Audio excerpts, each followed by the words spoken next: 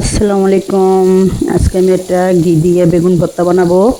এই বেগুন ভর্তাটা খুবই মজার হয়। আমি প্রথমে একটু লবণ দিয়ে টমেটো আর হইলো রসুন বেগুনটা ভেজে নিয়েছি তেল দিয়ে। আর এখানে কাঁচামরিচ শুকনো মরিচ লবণ নিয়েছি আর ধনিয়া পাতা কাঁচা পেঁয়াজ আর নিয়েছি ঘি। এটা এখন আমি খুব সুন্দর করে ডলে নিব।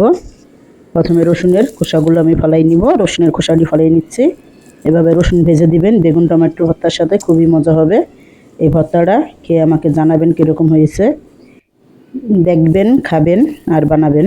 বানিয়ে কমেন্টের মাধ্যমে জানাবেন কীরকম হয়েছে ভর্তাটা। অসাধারণ একটি ভর্তা। এই ভর্তাটা হইলে আর কিছুই লাগবে না আপনাদের ভাত খেতে। খুবই মজার। টমেটো আর হইলে বেগুনটা দিয়ে দিলাম আমি, পেঁয়াজগুলো সুন্দর করে মেখে। এভাবে হাতে ভর্তাটা করবেন। ভর্তাটা আপনারা নিজের হাতে করবেন, কারো দিয়ে করাবেন না। খেয়ে দেখবেন কতটা মজার ভর্তা হয়ে গেছে। ভর্তাটা করে এখন আমি ঘি দিব। ঘিটা একটু পরিমাণে একটু বেশি দিব। আমি সরষের তেলটা ভাজছি আর এখন ঘি দিব। ঘিটা দিয়ে এই ভর্তাটা খেলে অসাধারণ লাগে। দেখেন কত সুন্দর হয়েছে। এখন আমি ভর্তাটা করে নিচ্ছি।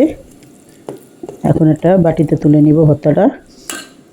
দেখেন তুলে নিচ্ছি। এক বাটি হয়েছে আমার। আমি সাদা বেগুনটা নিয়েছি, আপনার চাইলে কালো বেগুন নিতে পারবেন। দেখেন কত সুন্দর লোহনীয় হয়েছে। এভাবে আমি আর একটু ঘি দিয়ে দিব উপরে। এভাবে ভর্তাটা বানাই খেয়ে দেখবেন। খুবই মজার একটি ভর্তা। ভালো লাগলে সাথে থাকবেন। আল্লাহ হাফেজ।